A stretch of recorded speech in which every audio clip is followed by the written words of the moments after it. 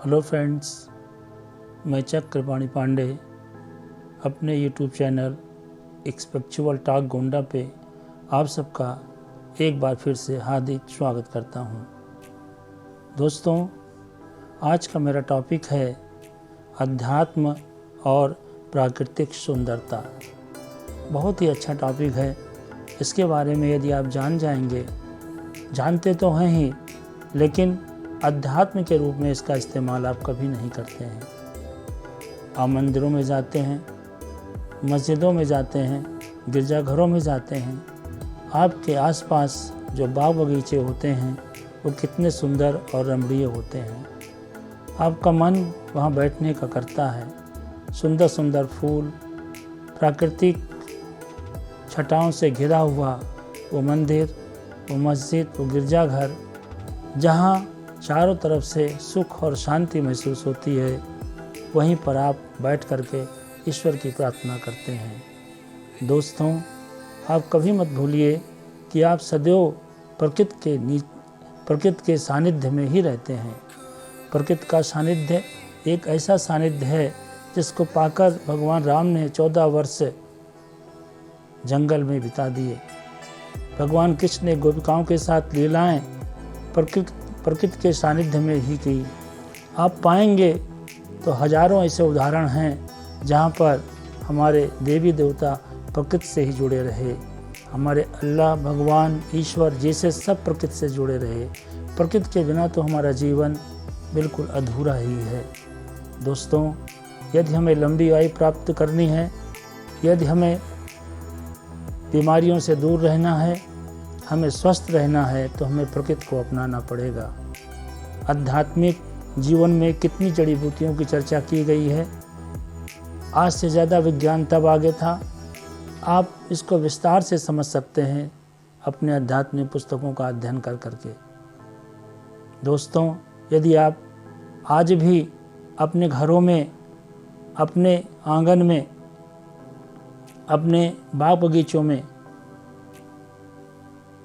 प्रकृति के सानिध्य में रहते हैं, तो आपके अंदर तेज, वैभव, सारी चीज़ें स्वतः ही मौजूद होती हैं। हमारे हिंदू समाज में सभी के घरों में तुलसी का पौधा पाया जाता है।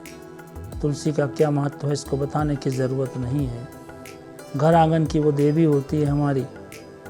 हमारे मुस्लिम भाई बहनों में भी आप देखिए, किसी न किसी दरख्त की वो किसी न किसी दरख्त की पूजा, या जो भी कह सकते हैं, उनकी पद्धतियों के अनुसार वो करते हैं, प्रार्थना करते हैं। ऐसे ही यदि आप जीवन में अपने प्रकृति के सौंदर्य को उतार लेंगे, तो जितना सुंदर प्रकृति का सौंदर्य होगा, उतना ही सुंदर आपकी जीवन में परिवर्तन आता चला जाएगा। प्रकृति से प्रेम चालू कीजिए, लगाव चालू कीजिए, पेड़ों को काटना बंद कीजिए और अपने आसपास के वातावरण को सुरम्य बनाइए। यदि आप प्राकृतिक वातावरण को देखना चाहते हैं, तो आप अपने आसपास की चीज़ों को देखते हुए ऐसे रमणीक स्थलों का भ्रमण कीजिए जहाँ पर प्रकृति ने अपनी पृथ्वी की गोद में सब कुछ उतार दिया है। कल कल करती हुई बहती हुई नदियाँ, हमारे पहाड़, हमारे पर्वत श्रृंखलाएँ, जितनी भी चीज़ें हैं, झरने इत्यादि, और ये जो हमारे जीव जंतु हैं, ये सब प्रकृति के ही अंग हैं। हम इनसे कुछ ना कुछ रोज़ सीखते हैं। तो आइए दोस्तों, हम प्रकृति के सानिध्य को अपनाएं, प्रकृति की तरफ जाएं और प्रकृति के दिए हुए सुंदरता का लाभ उठाएं।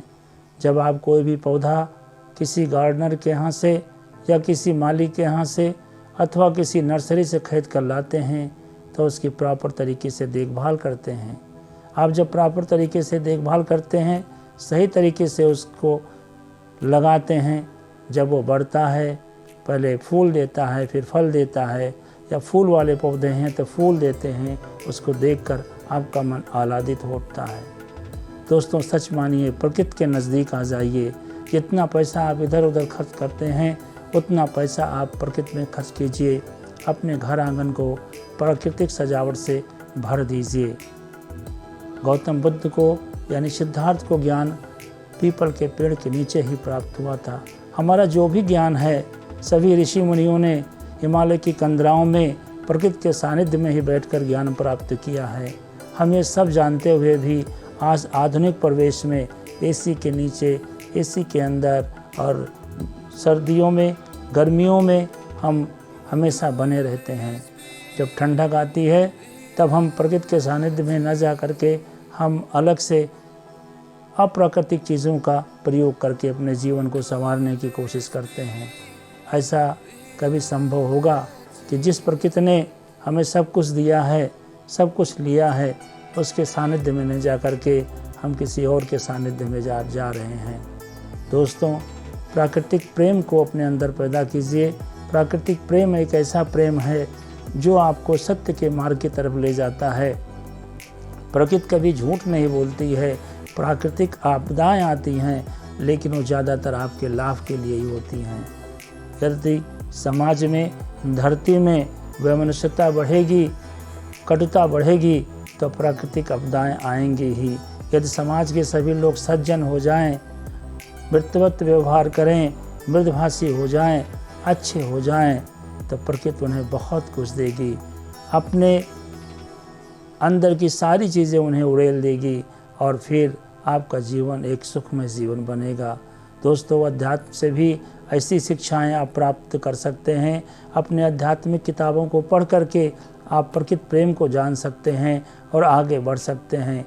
मेरी इच्छा है कि सभी लोग अपने घरों में तरह तरह के फूल, तरह तरह के वनस्पतियाँ, तरह तरह के पौधे और अनेक चीज़ों को लगाएं जिनसे उनके घर का वातावरण, छतों का वातावरण, आंगन का वातावरण सुखमय हो सके। जहाँ पर प्रकृति रहता है वहाँ पर आपका ईश्वर, आपका अल्लाह, आपका भगवान, आपका खुदा, जेसस सभी लोग वहीं पर विराजमान होते हैं। आप मंदिरों में जाते हैं तो आसपास के पेड़ पौधों को देखिए, ज़रूर पेड़ पौधे होते हैं। ऐसा क्यों कहा गया है? ऐसा इसलिए कहा गया है क्योंकि वो भी प्रकृति के सानिध्य में रहना चाहते हैं, जिसको आप भगवान कहते हैं। तो आइए संकल्प लें कि आज से हम प्रकृति को अपनाएंगे, प्राकृतिक वातावरण में रहेंगे, प्रकृति के अनुसार जीवन जिएंगे और अपने घर आंगन में तमाम ऐसे पौधे लगाएंगे जो हमें प्राकृतिक सुंदरता से आह्लादित कर देंगे। दोस्तों, आज का मेरा वीडियो अच्छा लगा हो तो इसे लाइक कीजिए, शेयर कीजिए और मेरे चैनल पर नए आए हों तो सब्सक्राइब कीजिए। जब आप सब्सक्राइब करते हैं, लोगों तक मेरे चैनल के भाव को पहुंचाते हैं, तो मेरा मन बहुत ही सुख महसूस करता है और फिर मेरा मन हमेशा ऐसे ही वीडियो को बनाने के लिए करता है जो आपके जीवन में आप जानते हुए भी उसका लाभ नहीं उठा पाते हैं। एक छोटी सी बात भी यदि मेरी आपके जीवन में उतर गई तो मैं समझूंगा मेरा प्रयास सफल हुआ। आपका बहुत बहुत धन्यवाद।